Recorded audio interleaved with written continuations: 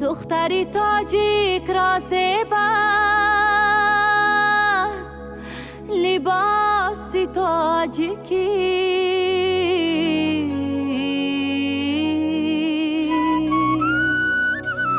بر سرش زیبند است روی مالی خاصی تاجیکی. مهربندی تاجیکی و بازوبندی تاجیکی،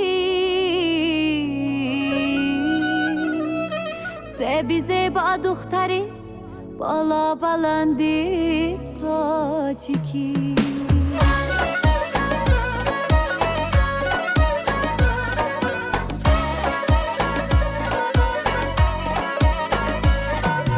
دختری تاجیک بوبین بلند و خوش رو، زلفی سیاه حلقه زده در بری ابرو.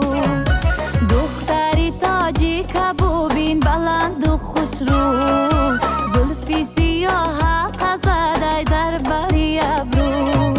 قامتی رانانه بوبی، چشمای شهلانه بوبی، اسمه و لالاره بوبین، ارغشتی پیچان.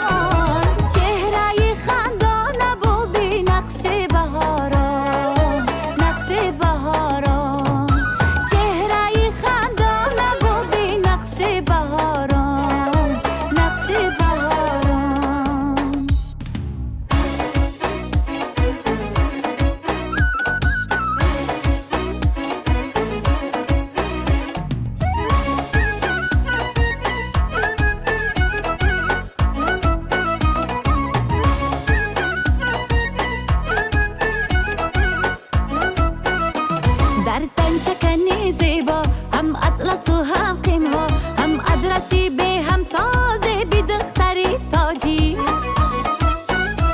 مویهای درازی و پیچت به قد دلجو، چشمی سیاه و ابروزه بی دختری تاجی.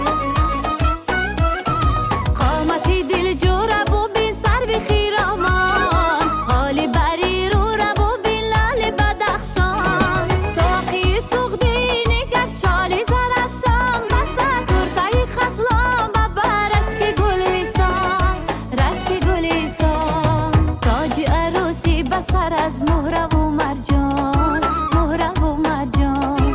تاج عروسی بسر از مهره